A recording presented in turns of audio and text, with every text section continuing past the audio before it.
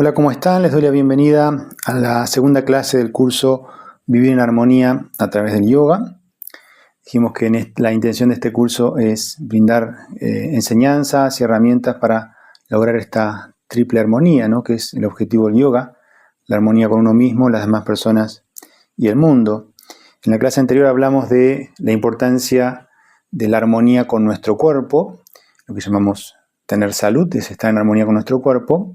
Y hablamos de ciertos pilares esenciales para lograr esa armonía, que son la actividad física, la alimentación, el descanso y la respiración saludable o la respiración funcional.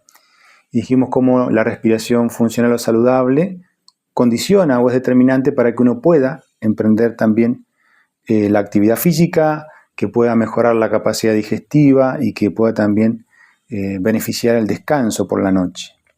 Entonces vamos a seguir avanzando en lo que es el conocimiento de la respiración funcional. La respiración podemos entenderla como un proceso fisiológico, vital, natural, en el cual hay un intercambio con el medio ambiente de oxígeno y dióxido de carbono. Esencialmente lo que sucede es, al inhalar, incorporamos oxígeno a nuestros pulmones, a través de la sangre, por los glóbulos rojos se transporta ese oxígeno que llega a las células, a los tejidos que necesitan el oxígeno como combustible, sale como desecho dióxido de carbono que vuelve a cargarse en la hemoglobina en la sangre y va nuevamente a los pulmones para ser expulsado. Eso es esencialmente lo que llamamos el intercambio gaseoso que se da en la respiración, ¿sí? Entonces es importante que podamos considerar tres áreas en cuanto a la respiración para que veamos el funcionamiento que cada una de ellas tiene y que podamos ver cómo es importante que estas tres áreas o pilares funcionen en armonía para lograr la respiración funcional que deseamos. Esas tres áreas de análisis son la biomecánica de la respiración, la bioquímica de la respiración y la psicofisiología de la respiración. Son temas que iremos abordando en las siguientes clases. Entonces, vamos ahora a comenzar a conversar sobre la biomecánica de la respiración, ¿sí? Que tiene que ver con el músculo principal de la respiración, en cómo trabaja este músculo, cómo se genera la respiración y cómo cuando el músculo diafragma, que es el motor principal de la respiración, no funciona correctamente, la respiración se vuelve disfuncional.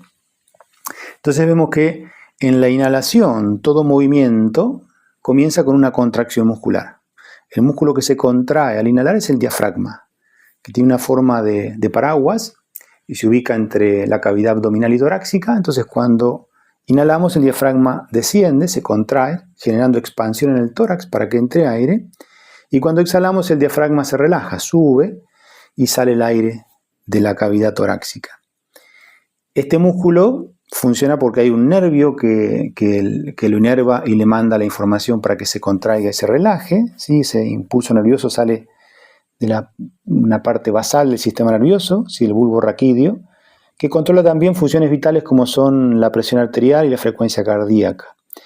Pero vemos, por ejemplo, que la presión arterial uno no la puede regular a voluntad, la frecuencia cardíaca tampoco, pero la respiración sí. La respiración puede ser involuntaria, automática, regulada por el sistema nervioso autónomo, o voluntaria. Por eso es que es tan importante la respiración como una herramienta para influir en el estado de nuestro sistema nervioso. Entonces el nervio frénico manda la información para que el diafragma se contraiga y se relaje, ¿sí? En forma de paraguas, y genera ese movimiento. A la inhalación baja y en la exhalación sube. El diafragma se mueve muchas veces, ¿sí? Por minuto, más o menos aproximadamente 16, 18 respiraciones por minuto, y vemos que tiene una carga importante de cantidad de movimientos en el día. Entonces, parte de la respiración funcional es que el diafragma logre una eficiencia para que necesite contraerse menos veces al día para ventilar. Es decir, que la respiración sea más lenta y profunda, en estado de reposo, para que el diafragma no tenga tanta sobrecarga. Una respiración funcional sería aquella aproximadamente en donde se generan 6 ciclos por minuto. Es una respiración lenta, profunda o diafragmática, donde el aire llega a la parte baja de los pulmones. Es una respiración silenciosa, en la cual no se perciben grandes movimientos en el cuerpo, que pueda adaptarse a la necesidad de cada momento, a la necesidad de intensidad del ejercicio que uno haga en cada momento. Entonces, el músculo diafragma es un músculo central y tiene que funcionar correctamente. Y vemos que se generan situaciones en las cuales el diafragma pierde su funcionalidad natural. Por eso que desde la biomecánica decimos hay una respiración disfuncional cuando el diafragma no está funcionando de manera eficiente. El diafragma se puede acortar, igual que cualquier músculo. El estrés, la ansiedad, el desborde emocional genera exceso de tensión que se acumula en el diafragma y lo va acortando, como cualquier músculo del cuerpo. También una mala postura donde el pecho está cerrado, muy cerca el pecho de la pelvis, ¿sí? Genera una presión sobre el diafragma. Una posición de la cabeza con el mentón adelantado o la boca entreabierta y la lengua que cae y no queda apoyada sobre el paladar, también dificultan el correcto funcionamiento del diafragma. Y algo que también genera disfunción en el diafragma es la respiración por boca. Si hacemos la experiencia de ponernos una mano en la parte alta del pecho y otra en la cara lateral de las costillas, en las costillas bajas, y respiramos por la boca, notamos que al respirar por la boca, el aire va solo a la parte alta, a la zona clavicular, y no podemos realizar una respiración diafragmática o profunda respirando por la boca.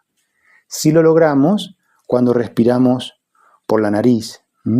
Entonces, es importante ahora que veamos si el músculo de la respiración se contrae, acumula tensión, ¿cómo podemos hacer para mejorar el funcionamiento del diafragma? Así como para estirar cualquier músculo del cuerpo, hacemos un ejercicio en donde buscamos que se estire a través de la acción opuesta a la cual se contrae. En el diafragma podemos pensar lo siguiente: si se contrae al inhalar, la forma de elongar o de estirar el diafragma es en la exhalación.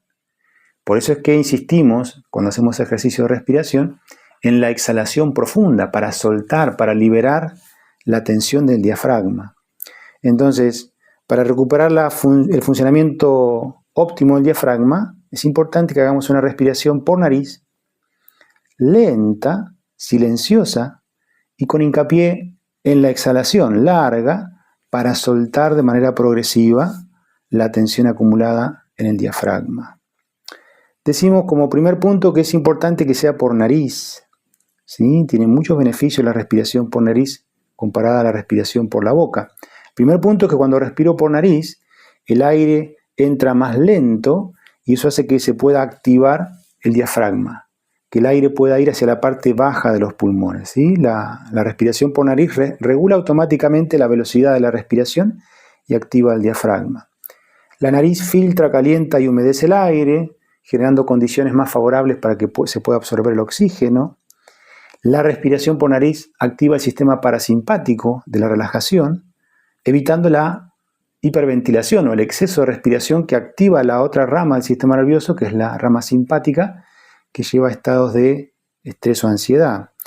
Y un gran beneficio de la respiración por nariz es que cuando inhalamos y exhalamos por nariz, se segrega en los senos paranasales y en la piel interna de la nariz un gas que se llama óxido nítrico, que es vasodilatador, aerodilatador y bactericida, ¿sí? Prepara y genera condiciones al aire cuando entra por la nariz, este óxido nítrico, que hace que se generen condiciones para que el oxígeno pueda llegar mejor a los tejidos del cuerpo. Por otra parte, cuando respiramos por la boca, es imposible hacer una respiración diafragmática, siempre la respiración queda alta, se activa el sistema nervioso simpático, se genera hiperventilación, ¿sí? Se respira más aire de lo adecuado o se exhala más dióxido de carbono de lo adecuado, generando, por ejemplo, vasoconstricción. Los vasos sanguíneos se comprimen y eso, por ejemplo, puede generar en muchos casos dolor de cabeza. Hay muchos dolores de cabeza que están dados por respirar por la boca, por hiperventilación. Y luego, como hablamos en la clase anterior, vemos que la respiración por boca puede generar ronquidos, apnea del sueño, ¿sí? Generando un descanso poco profundo o reparador, ¿sí? Entonces es importante recuperar la respiración por nariz en la vida cotidiana, que eso se traslade a la actividad física y que eso se traslade también a los momentos de descanso. Vamos a seguir entonces en las próximas clases conversando sobre la importancia de la respiración funcional. Nos vemos en la siguiente clase.